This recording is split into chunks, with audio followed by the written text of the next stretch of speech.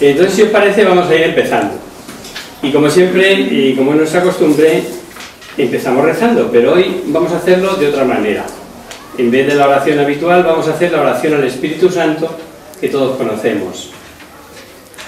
Ven, Espíritu Santo, llena los corazones de tus fieles y enciende en ellos el fuego de tu amor. Envía, Señor, tu Espíritu y todas las cosas serán creadas.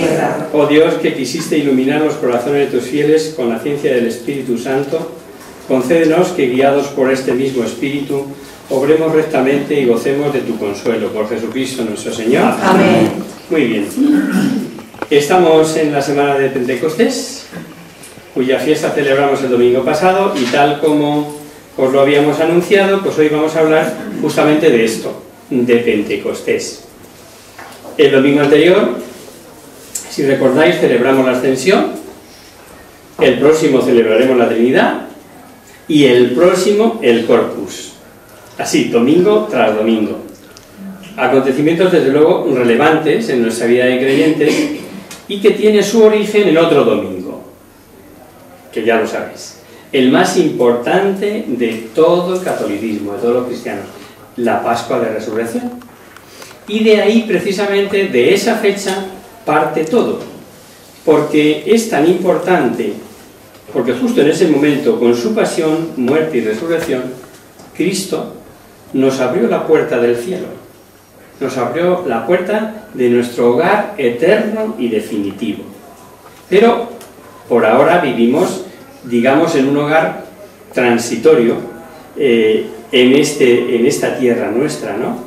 Y si nos creemos eso que dice el Padre Nuestro, que decimos cuando rezamos el Padre Nuestro, hágase tu voluntad en la tierra como en el cielo, hay mucho que hacer para hacer la voluntad del Señor en la tierra. Y hasta el momento en que nos llame, en que nos toque partir, pues tenemos que ser trabajadores activos en la difusión de la buena nueva del Evangelio y constructores del reino de Dios. Pero Dios sabe que somos débiles y que por nosotros mismos poco o nada podemos. Y por eso Él dispuso, el que nos conoce muy bien, enviarnos el Consolador, enviarnos el Espíritu Santo, que es Dios, la tercera persona de la Trinidad, que procede del Padre y del Hijo, del recíproco amor que se profesa en el Padre y el Hijo y el Padre. El Padre nos ama tanto que no solo envía a su Hijo para salvarnos, sino también el Espíritu Santo para santificarnos, para que podamos ser partícipes con plenitud de la vida de Dios, partícipes de la divinidad, diosecitos en pequeño, por decirlo de alguna manera. Pues bien, Jesús es quien nos da a conocer la vida trinitaria y quien nos habla del Espíritu Santo, como su Espíritu, el Espíritu de Cristo. O con nombres similares, Espíritu de Jesús, encontramos en Hechos 16:7, Espíritu de Jesucristo, en Filipenses, Espíritu del Señor, Espíritu del Hijo. Este Espíritu está presente en Cristo durante toda su vida humana. Fue Él quien cubrió con su sombra el seno virginal de María, haciendo posible la encarnación del Hijo de Dios. Más tarde, en el río Jordán, bautizado Jesús, salió luego del agua, y en esto se abrieron los cielos, y vio al Espíritu de Dios que bajaba en forma de paloma y venía sobre él. Y el evangelista San Lucas nos dice constantemente a lo largo de su evangelio que en cuanto hombre, en el misterio profundo de su humanidad, Cristo se dejaba guiar, conducir e impulsar por el Espíritu Santo. Y al final de su vida, en aquella última velada con los suyos, de quienes tanto les cuesta arrancarse, los consuela cariñosamente con estas palabras: ahora no entendéis, no sabéis, no podéis, tenéis miedo, esperad que venga el Espíritu. La promesa de Cristo se cumplió y el Espíritu vino. El Espíritu Santo es el fuego purificador que quema nuestras imperfecciones para que seamos imagen del Hijo, de forma que podamos decir con San Pablo: ya no vivo yo, es Cristo quien vive en mí. Estamos en tiempo de Pentecostés, Y yo creo que es un buen momento para rezar, para orar intensamente, para el encuentro con el Espíritu. Que este año y esta fiesta no sea un año más, que pase inadvertida en nuestras vidas. Tengamos los años que tengamos, porque Dios hace, el Espíritu de Dios hace nuevas todas las cosas, dice la Biblia. Y Él quiere derramar sobre nosotros sus dones, para que produzcamos fruto abundante. Pero veamos un poquito de dónde procede esta fiesta y en qué consiste. En primer lugar, el propio nombre de la fiesta, Pentecostés. Jesús ya lo había anunciado repetidamente, lo del envío del Espíritu Santo. Esperad a que se cumpla la promesa de mi Padre. Os hizo y de la cual yo os hablé. Es cierto que Juan bautizó con agua, pero dentro de pocos días vosotros seréis bautizados con el Espíritu Santo. Y se cumple esta promesa justo en la solemnidad judía de Pentecostés. ¿Y cuándo es esto? Pues Pentecostés se celebraba 7 semanas o 50 días, de ahí le viene el nombre, de la Pascua. Penta, 5, 50, duraba todo el día. Y en el lenguaje de Palestina se le llamaba la fiesta de las semanas, o también en el Shavuot, o fiesta de clausura. Fiesta de clausura, ¿por qué? Porque con ella se cerraba el tiempo pascual, igualito que ahora, en eso no ha cambiado. 50 días y celebramos el fin de la Pascua. Deciros que era una de las 3 grandes fiestas en las cuales estaba prescrito la visita al templo de Jerusalén. Y aparece como la fiesta de acción de gracias por las cosechas. Y se celebraba justo cuando terminaba la siega. El nombre de Pentecostés viene del griego 50º día. 50º Pentecostés.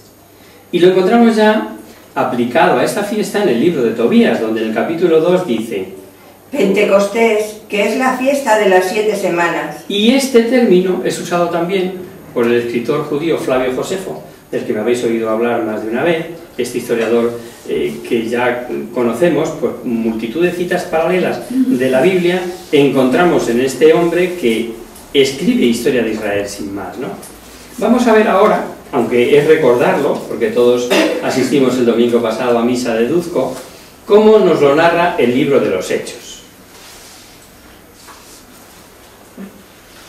Cuando llegó la fiesta de Pentecostés, todos los creyentes se encontraban reunidos en un mismo lugar.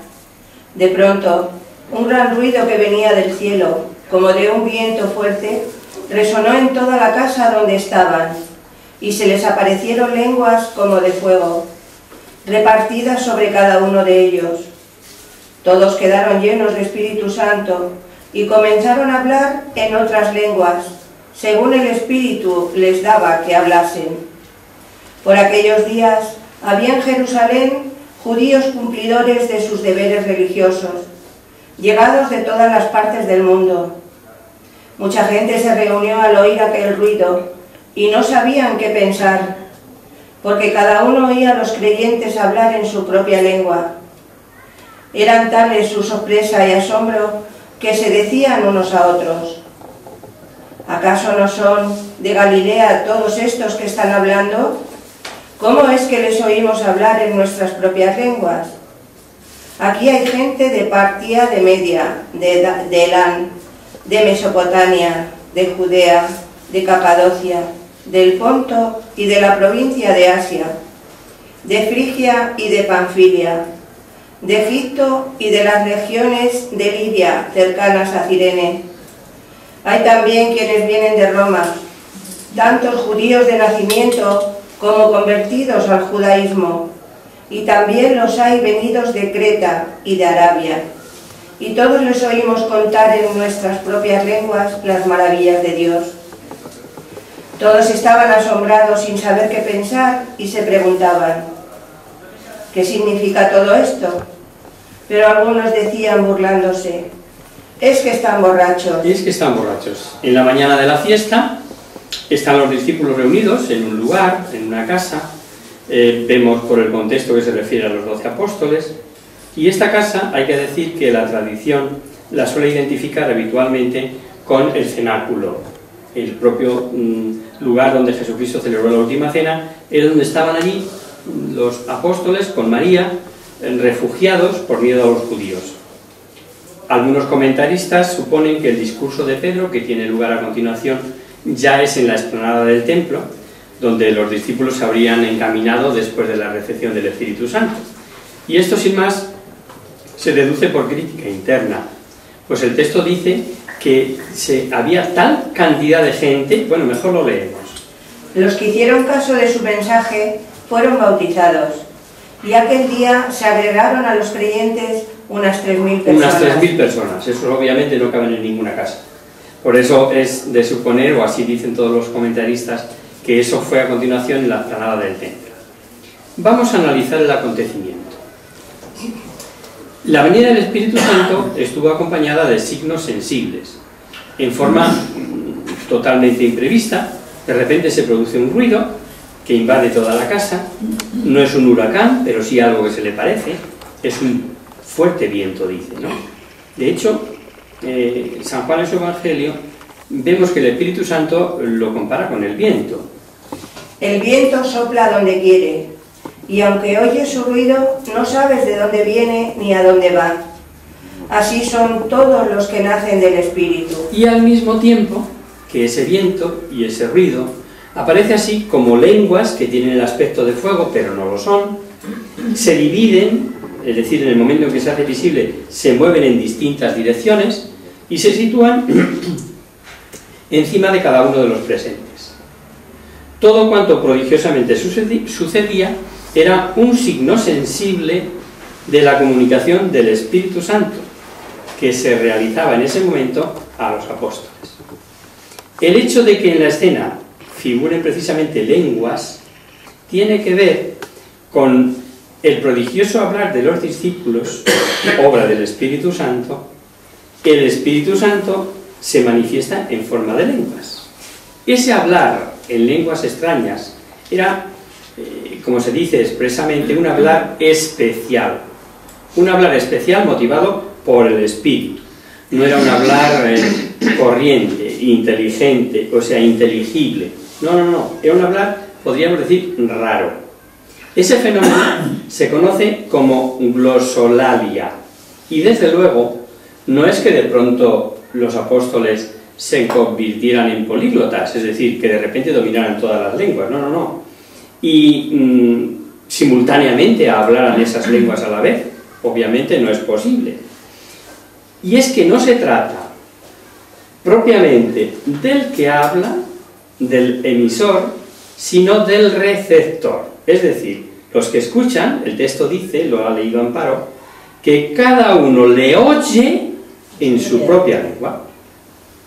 No sabemos bien si este hablar es el que provoca la afluencia de multitud, o el ruido, o las dos cosas. Es algo que no podemos deducir por el texto. Está claro que entre las gentes, hay gente de muchas personas, se observa que hay muchísimos judíos de la diáspora, provenientes de otros países, que han venido a establecerse en Jerusalén ya de mayor, como se suele decir, en su pueblo, y numerosos peregrinos, que desde los más remotos lugares de donde residían habitualmente y que ocupaban toda la cuenca del Mediterráneo, como ya conocéis que hemos hablado otras ocasiones, ¿no?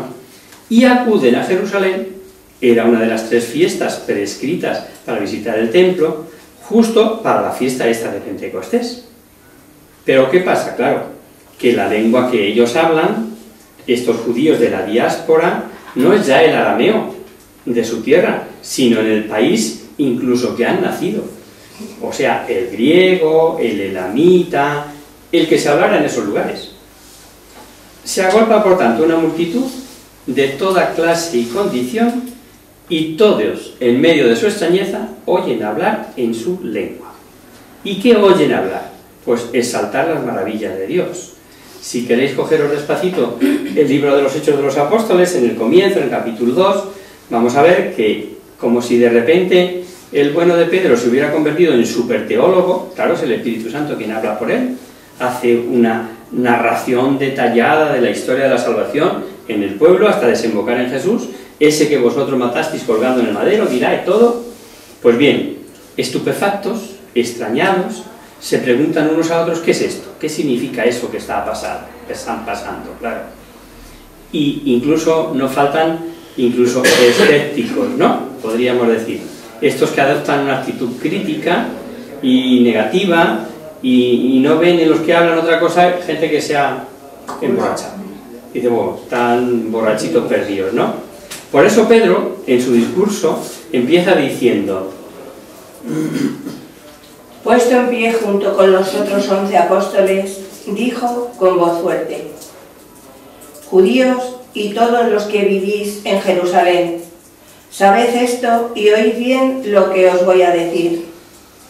Estos no están borrachos como creéis, cuando apenas son las 9 de la mañana. No son las 9 de la mañana, hombre, no nos ha dado tiempo a emborracharse, siempre que no traigan la borrachera del día anterior, ¿no? La solemnidad de Pentecostés, como os he dicho, clausura el tiempo pascual, y la plenitud de la Pascua, ya en nuestro mundo actual, en nuestro cristianismo del siglo XXI, llega con el envío del Espíritu Santo a la Iglesia.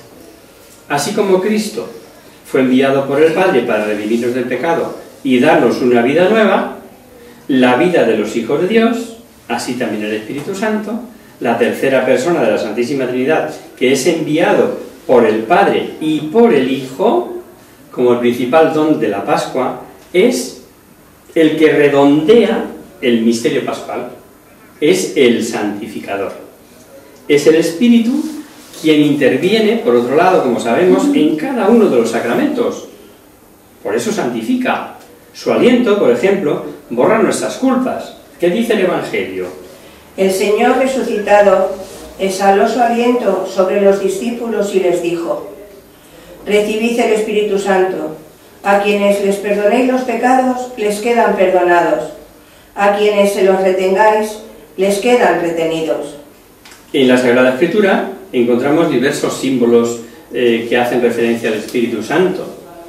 El agua viva, la unción con el óleo, la nube, la luz que revela al Dios vivo, el sello con el que nos marca el Padre, la imposición de manos, etcétera, etcétera. O sea, basta seguir el Evangelio para rastrear las pistas del Espíritu Santo. Sin embargo, en forma visible por nuestros ojos, para su representación gráfica, digamos, solo poseemos dos, como se ha manifestado. Uno es la paloma, la del Jordán, la del bautismo, y otra es esta, la del fuego. El relato del acontecimiento de Pentecostés resalta uno de estos símbolos, el fuego. El fuego del Espíritu Santo indica la energía transformadora de su acción. El Espíritu Santo transforma todo lo que toca. En forma de lenguas como de fuego, se posó sobre el Espíritu sobre los discípulos y los transformó. Es un fuego que solo quema por dentro. Pentecostés inaugura, aquí empezamos otro epígrafe importante que tenemos que tener en cuenta, y si venimos a la clase de Biblia es justo por sacar algún provecho espiritual para nosotros. Digo, en Pentecostés se inaugura el tiempo de la Iglesia.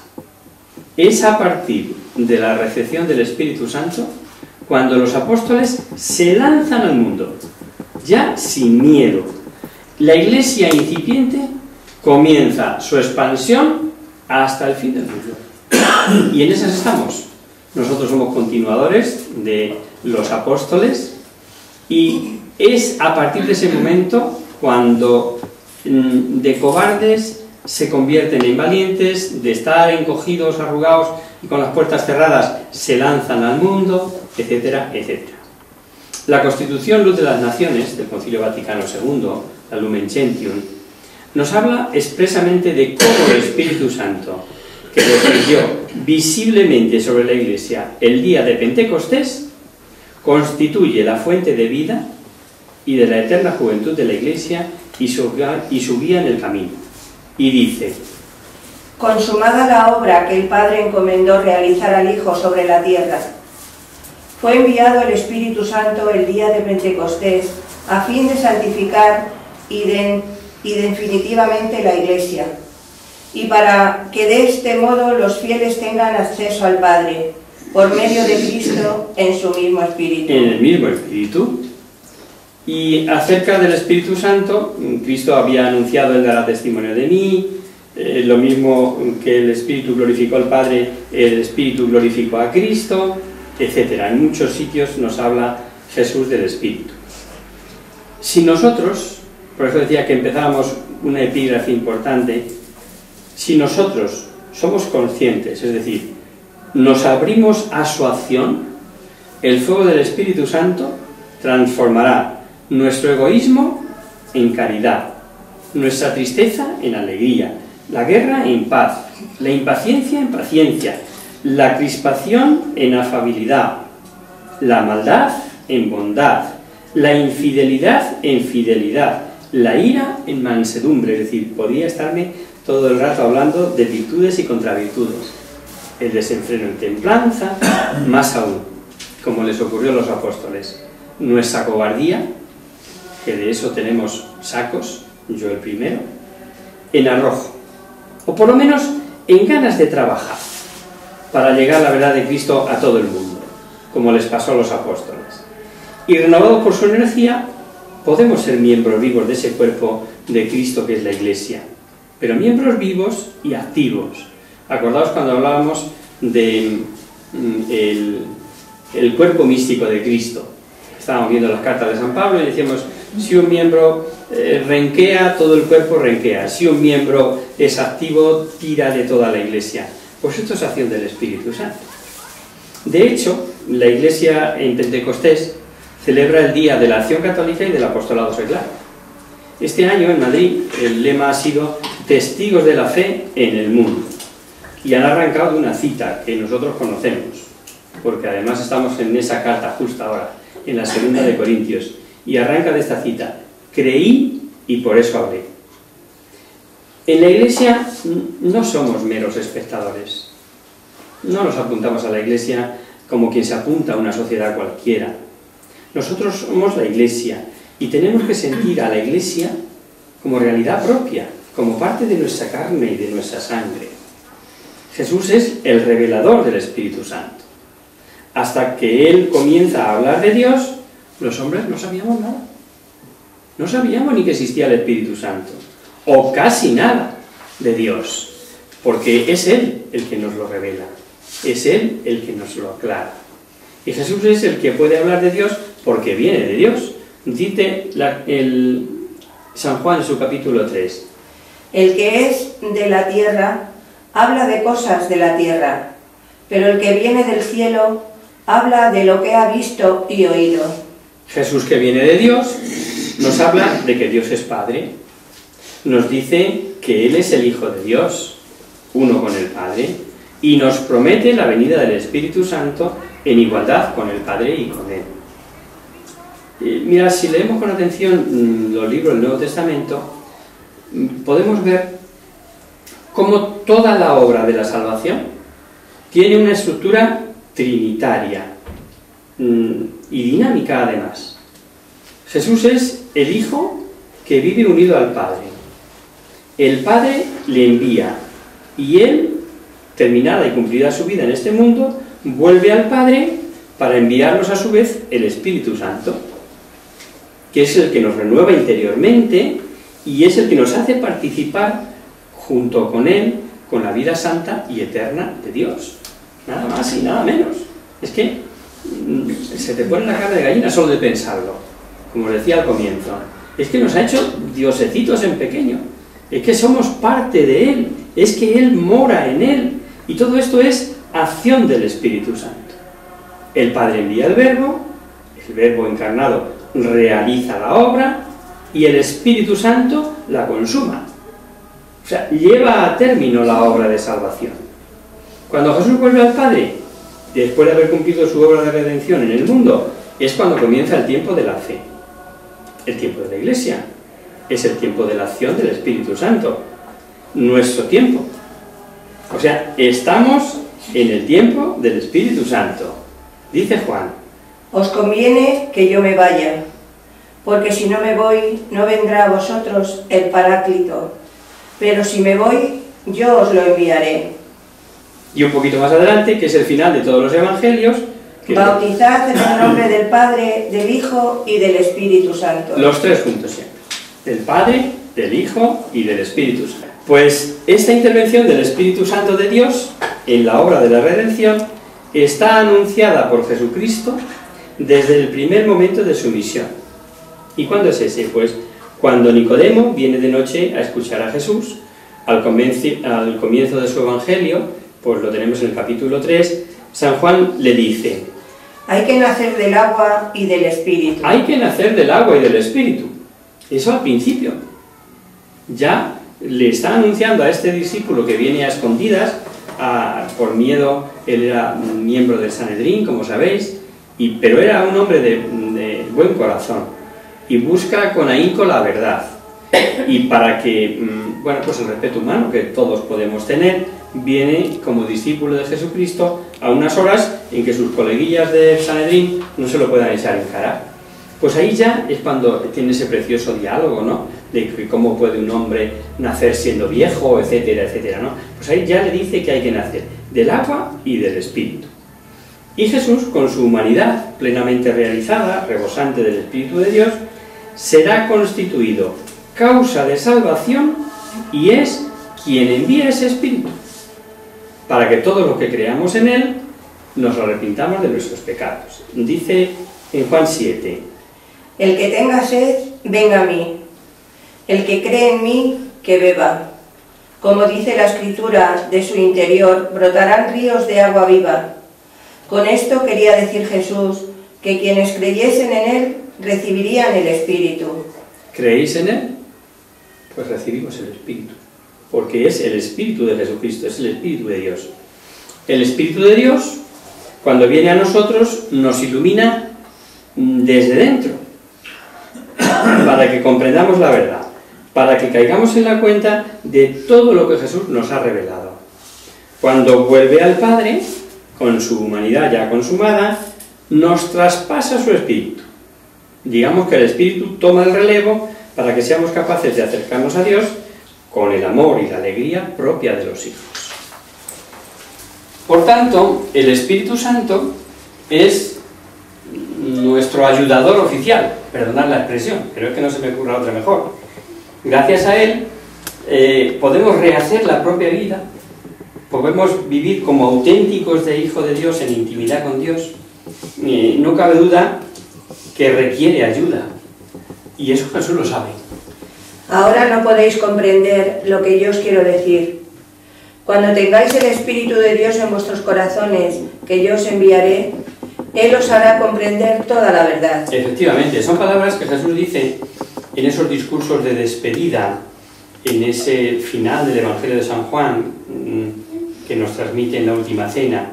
Y ahí hace unas referencias al Padre, al Hijo, al Espíritu Santo, que se nos escapa, que no podemos comprender, solo mediante la fe, solo porque lo creemos y sabemos que no nos engaña, lo aceptamos y nos adherimos a Él. Usando nuestro lenguaje deficiente, podemos decir que el Espíritu es el amor divino en persona, es la complacencia, es la afirmación del sí del Padre en el Hijo, principio con el Padre y el Hijo de toda acción exterior: creación, encarnación, redención, santificación. Os mencionaba uno de estos días de atrás que hay gente que no entiende esa cita de que el que no siquiera se reservó a su propio Hijo, sino que nos lo dio por nuestra salvación. ¿Os acordáis, no? Cuando lo leímos. Decíamos, es que hay gente que no acaba de entender esta cita porque se cree que Dios Padre es una cosa, el Hijo es otra y el Espíritu Santo es otra, y que claro, no perdona ni a su Hijo. Pues vaya un padre más cruel, ¿no? En mucha gente que no llega a calar el fondo de la cuestión. Y yo os decía, la explicación es clarísima. Cuando el Padre crea, aunque se le atribuya al Padre creador, el Hijo crea y el Espíritu Santo crea. cuando el Hijo redime y está muriendo en cruz, el Padre redime y el Espíritu Santo redime. Y es decir, cualquier acción de las tres divinas personas, aunque se le atribuya de manera directa en primer término, es acción de Dios. Es acción de Dios entero, Padre, Hijo y Espíritu Santo.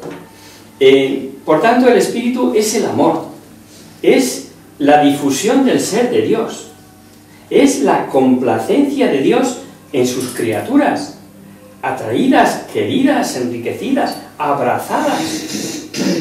El Espíritu Santo son los brazos de Dios, es el abrazo de Dios, es el sentir amoroso de Dios, que nos transforma, que nos unifica. Jesús le llama el Paráclito, es decir, el llamado para estar a vuestro lado, el abogado, el defensor, el que está con vosotros para lo que necesitéis. Y Jesús, en Pentecostés, cumple esta promesa. El Paráclito, el Espíritu Santo que enviará el Padre en mi nombre, os lo enseñará todo y os recordará todo lo que yo os dije. Muchísimas cosas se pueden decir del Espíritu Santo. Hemos dicho ahora tercera persona de la Trinidad, pero con la Biblia en la mano no podemos dejar de comentar algo que cuando se habla del Espíritu nos ha llegado de una o de otra manera, en clase de religión, cuando dábamos historia sagrada, cuando aprendimos el catecismo, quizá en algún curso de estudio, no sé. Es lo que se conoce como dones del Espíritu Santo y frutos del Espíritu Santo. A que os suenan las dos cosas, dones y frutos. Por eso digo, vamos a hablar un poquito de ellos, de los dones y de los frutos. Los dones, la propia palabra lo indica, son regalos, es sudarse a nosotros, y nosotros lo hemos concretado en 7, porque así aparecen extractados en el capítulo 11 del profeta Isaías. O sea que si queréis buscarlo, además en el catecismo, lo tenéis en el capítulo 11 del profeta Isaías. Y esos dones, que son regalos de Dios, como hemos dicho, y solo con nuestro esfuerzo no podemos hacer, requiere la ayuda del Espíritu Santo para que crezcan o se desarrollen, necesitan su acción directa para poder actuar con ellos. Los vamos a mencionar por encima. Sabiduría.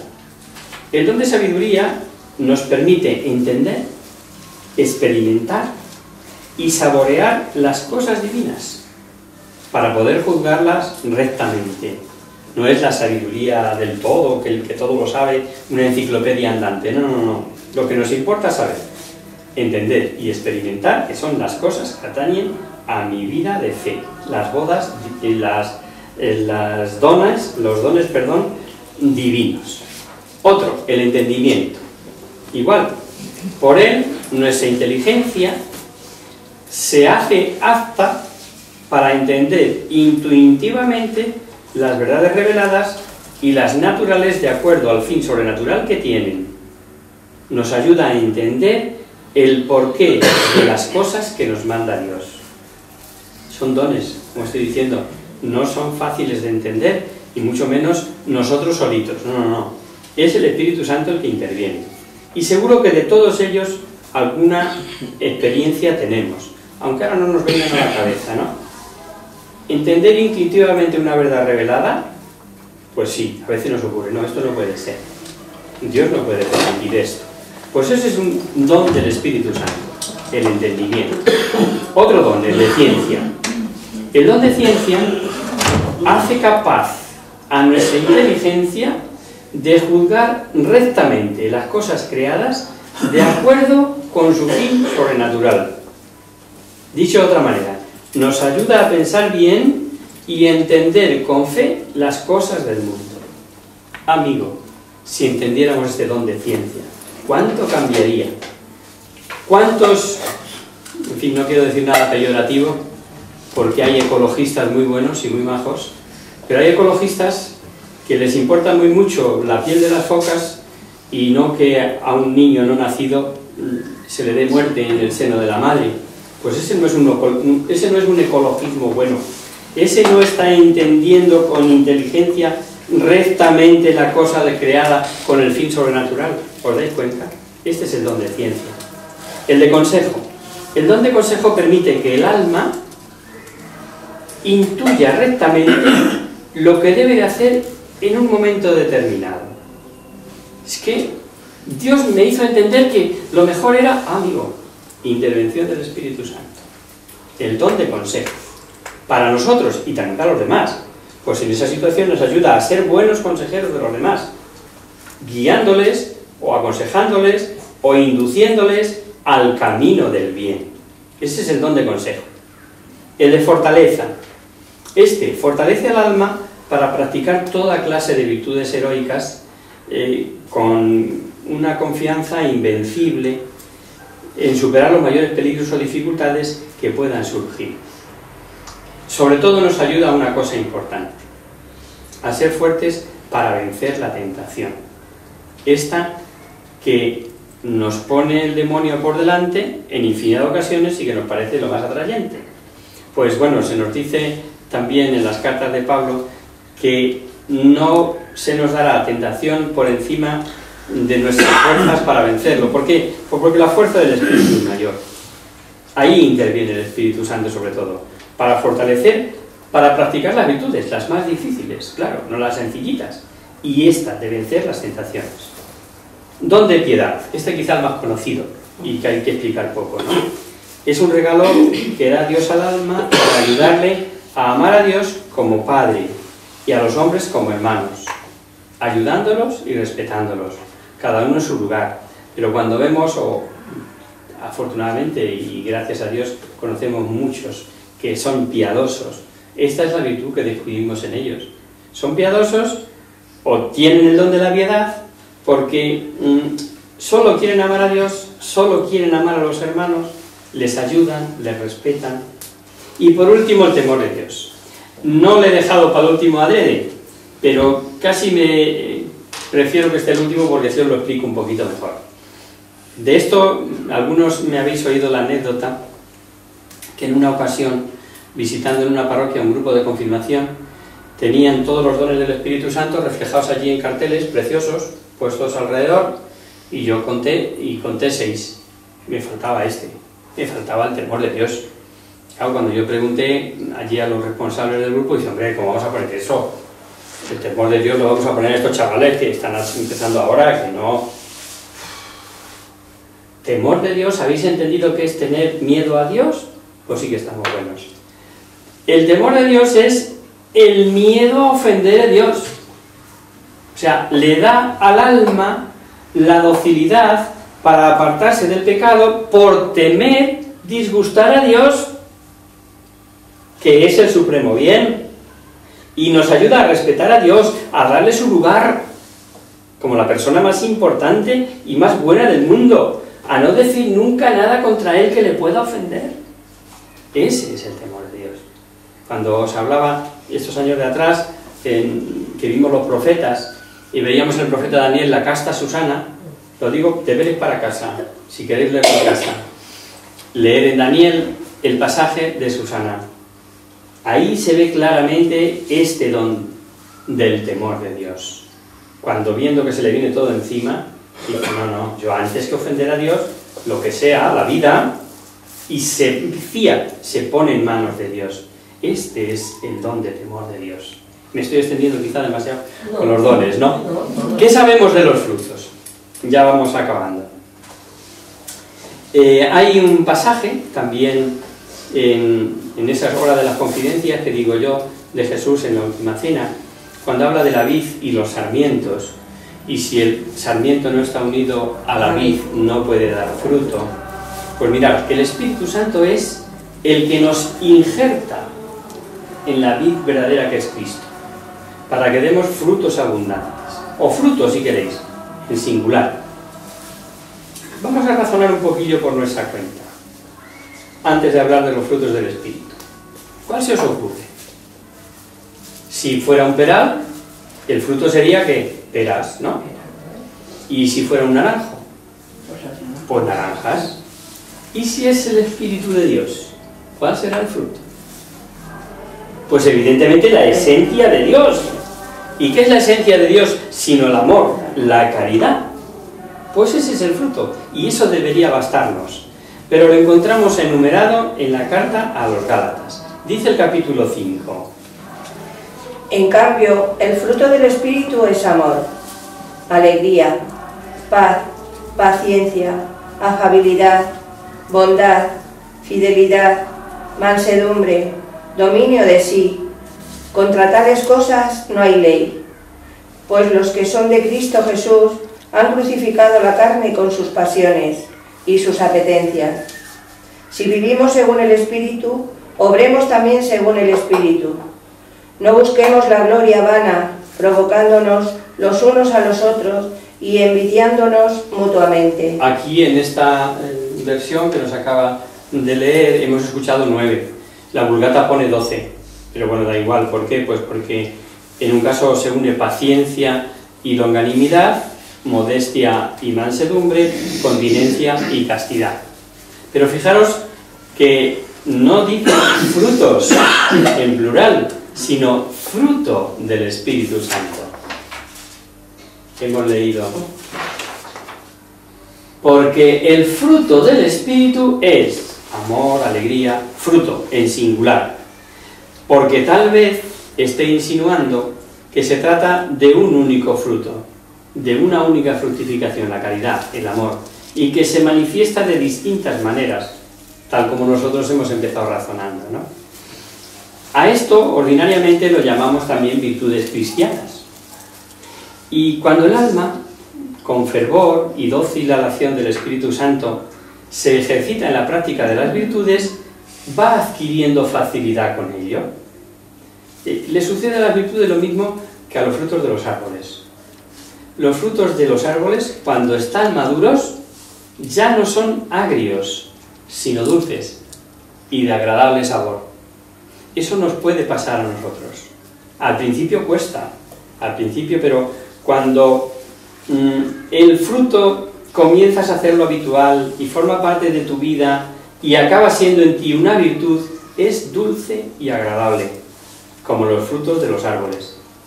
Los mismos los actos de las virtudes, cuando llegan a la madurez, se hacen, como digo, gratos, deliciosos, se encuentra gusto en hacerlo, por decirlo de alguna manera, ¿no?